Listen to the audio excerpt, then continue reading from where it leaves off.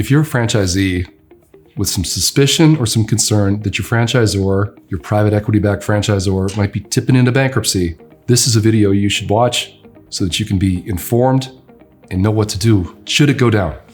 2021, 2022, the Supreme Court of the United States ruled on a trademark issue, and the American Bar Association Forum on Franchising asked me to co-present about this case. The implications for franchising were just, what happens in bankruptcy with the use of a trademark and the contract that allows you to use it, in this case, the franchise agreement. My dirty little secret professionally is that we do some bankruptcy work too. And I thought at the time, I was like, you know what, this is ridiculous, because the context of the case when taken to franchising is that it comes up when the franchisor files for bankruptcy. And at the time I was like, oh, that never happens. All franchisors do is collect royalties. They don't have stuff anymore. They used to operate, but they don't.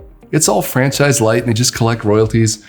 And this just doesn't really have much application. And I was as wrong about that as when I announced that I thought Madonna was a one-hit wonder. They're filing bankruptcy left and right. And so if you are a franchisee and you're looking at your franchisor thinking, these guys might actually file bankruptcy, this video and apparently that talk are for you. I'm not gonna give you the whole talk because it's dry as hell and it was a little boring to give. I just give you the nutshell, which is if a franchisor files bankruptcy, one of the things that can happen is the franchisor can reject the franchise agreement. It can say, okay, we're not gonna do a franchise agreement anymore. And up until this new case, which is tempnology, you spend an entire afternoon having to say that word over and over, and you realize that you must have gone to law school and now you're a lawyer. What changed after that case is good for franchisees. You can't just take away somebody's right to use a trademark when you have licensed it to them. You cannot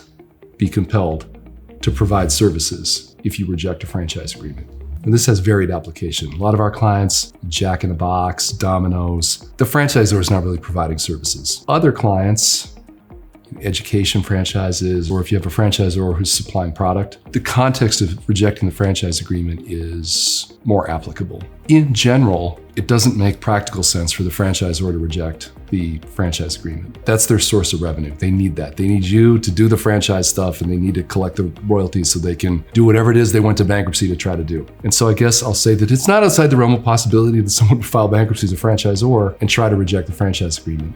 Reasons they might do this: they want to change the allocation of territory. They want to change the royalty structure. They want to just institute new franchise agreements with a different set of rights. For example, if you're a KFC franchisee, you fought for the right to be able to just terminate your franchise agreement on notice, whereas everybody else doesn't have that right. If KFC filed bankruptcy, I'm not saying they're going to, it is a foreseeable objective of theirs to try to change the franchise agreement through that process. If your franchisor files bankruptcy, you need to keep an eye on the bankruptcy and what they're doing. And that's where people like us come in. We don't need to get into the bankruptcy and do a whole bunch of stuff, but you would do well to have some advice and some context as the case proceeds. What this looks like typically when we get involved is a group of franchisees get together, pool their resources, and hire one attorney, one law firm like us, to appear for them in the court, to manage their rights and just look out for them through the course of the bankruptcy. We have done this in jurisdictions all over the United States in conjunction with local counsel. You always want local counsel in bankruptcies because they know what the hell's going on in that little courtroom or that little district. It doesn't have to be expensive and it doesn't take much to keep an eye on things. But probably, if you've got to this part of the video, the thing you really want to do are some practical things. When a franchisor goes into bankruptcy, sometimes vendors have more pull, more control than it might seem. If they're not getting something from the franchisor, they can start choking off the system, stopping delivery. And so my advice to clients is start slowly stockpiling the things that you think might get scarce, that you couldn't replace somewhere else easily, and that you absolutely need.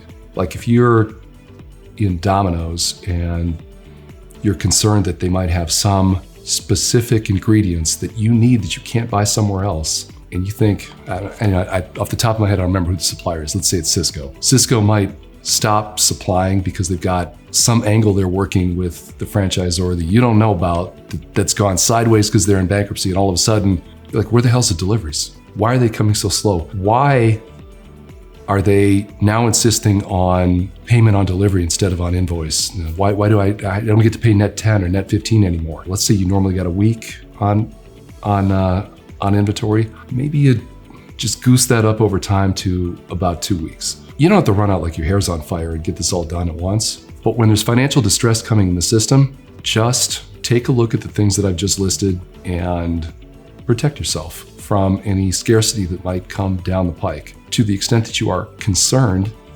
use the power of the franchise group, pool your resources, find an attorney who can host calls, give you all advice, give you direction.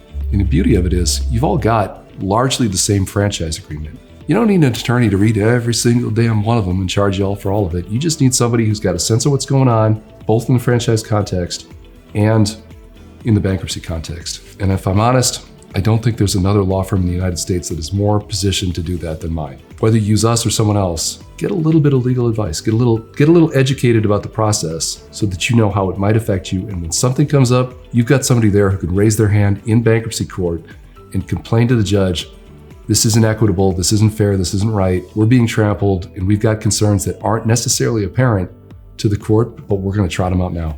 It's just kind of unbelievable to me how many franchise networks are just falling into bankruptcy.